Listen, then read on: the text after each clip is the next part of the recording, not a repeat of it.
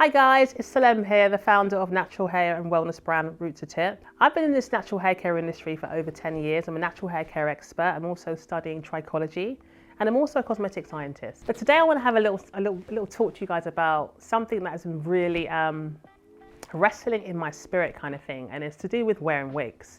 I'm currently wearing a wig now. I feel like my head's going to explode. I need to take it off. Okay.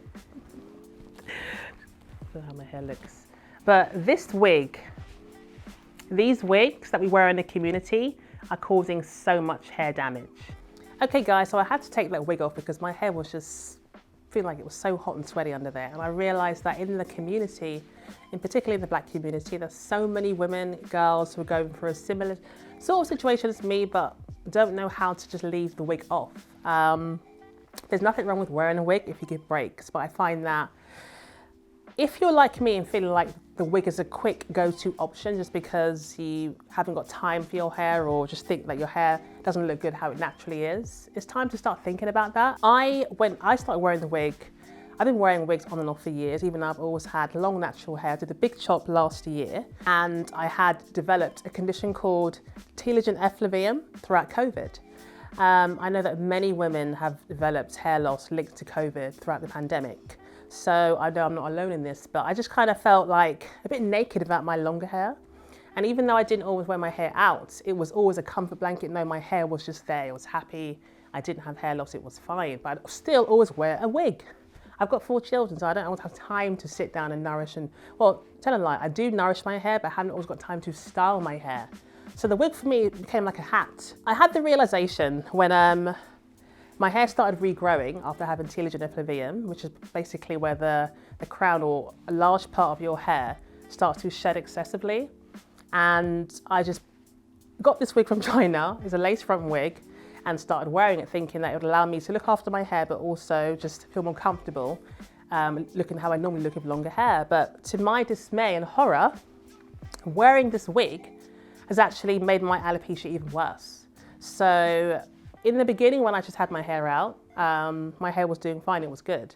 I had my hair out, it started growing back after 6 months really well. When I started wearing the wigs as a quick fix, the lace on the wig here is so rough, it started to rub away at the sides of my hair. So the sides of my hair started to thin out. I'm thinking, how many other women are going through a similar situation as me? How many other girls are in a situation whereby you're trying to make yourself feel okay for having hair loss, wearing a wig, and rather than helping you in that situation, it's actually making the situation worse. So I decided to no longer wear the wig and try to embrace my natural hair at this awkward length it is, and really try and focus on dealing with the alopecia head on. And that means being comfortable with who I am, being comfortable with having shorter hair, for example. But I've never had short hair in my whole life, so it's something that I've had to wrestle with. So I do understand, and I know that it's a mental thing for most women. It's something that we have to come to terms with on our own. But sometimes your scalp just needs oxygen. It needs air. From a cosmetic viewpoint, from a scientific viewpoint, if you're always wearing a wig and with the wig cap and with the glue, your scalp is basically suffocating. We need to really give our scalps a break and really embrace being our natural selves every now and again. If you're somebody who wears a wig Monday to Friday, Saturday to Sunday, and you're not washing your hair at least once a week, you're going to get things like sweating on the scalp, leading to bacteria, leading to dry scalp issues, which eventually can lead into hair loss. Our hair needs vitamin D, it needs zinc, it needs biotin, most of all, it needs oxygen to breathe on the scalp. The scalp's the only part that's actually alive on the hair. So wearing a wig all the time is so detrimental to your hair's health. It's really important to give yourself a wig rehab week. So what do you do when you're no longer wearing the wig anymore? What are the 3 steps you can take to kind of give yourself a wig rehab week? The reason why you're doing it is the first thing you need to consider and think about. You're doing it because your scalp, you really care about your hair and your scalp needs to breathe. That's essential, it's critical. So what you need to do is try and examine the current state of your hair as it is. So once you have loosened out the cane rows, taken off all the glue, if you wear glue, look at your hair in the mirror and assess if there's any hair damage, what treatments need to happen next. I would say the second thing to do is to give your scalp a good exfoliation. You can mix up some olive oil and a bit of sugar or salt, sea salt, and gently rub that over the scalp, or get yourself a scalp scrub and really exfoliate your scalp, because it's been sitting under there, sweating. It's more prone to getting bacteria, leading to dry scalp conditions. So you want to really slough that off to allow your scalp to breathe even easier.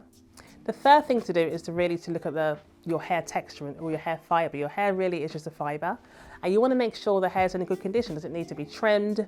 Do you need to steam it? More than likely, you will need to do a protein treatment to strengthen the hair strands themselves and to put some extra moisture back into that hair. Once you've done that, just think about what other styles you can incorporate into your lifestyle. If you think the wig is your only option, think about it from now and 5 years' time. If you're constantly wearing a wig back to back, you may not have any hair in 3 to 5 years' time to even play around with, and that's a nightmare to even consider. I know for myself, I've set myself back at least a year and a half by wearing wigs and not allow my big chop hair just to be free. So I'm trying to say to you guys, take my advice, take it from my experience. It's not nice when you do the big chop for hair loss, then you start wearing a wig again, and that wig, which you are hiding behind or making yourself feel more happy and comfortable with, then becomes the agent of destruction in your alopecia journey. So it's just a quick message to say to you guys, give yourself a week of wig rehab. And if you're not sure what to do, please do get in touch with us. Our company has a Harvest hair growth wig kit on the website. Check that out if you need some help with your hair. If your hairline is suffering slightly, if your hair needs some protein, you can check out our protein mask as well. But we have a great kit that allows you to maintain the health of your hair when you're wearing the wig and when you're not wearing the wig.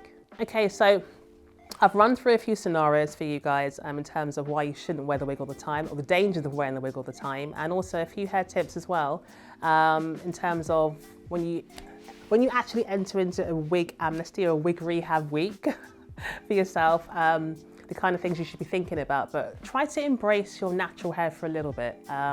Even if you wear your hair in a bun, even if your hair is just in a head wrap, but maybe not a head wrap because it's covering the hair, but something that allows the air just to flow freely through your locks. It's so important, guys, just to get your scalp some oxygen, some vitamin D. It's essential. And that's it, really. That's all I really wanted to say on the wig topic. I'm hoping that one of you guys will actually reach out to us and try and get some advice, some information on how to care for your hair underneath the wig. And if you need some help, get in touch. I'm studying trichology, and I'm on a journey whereby, even though I feel uncomfortable like this now, believe me, I don't feel comfortable with my hair like this. It's not even really styled. I put some hair gel, it's shrunken up a lot, even though it's grown. But sometimes it's not about how I feel, it's about the message. So the message for you guys is, take care of your scalp, your hair underneath the wig. Someone needs to hear this, but your hair needs some air, like today.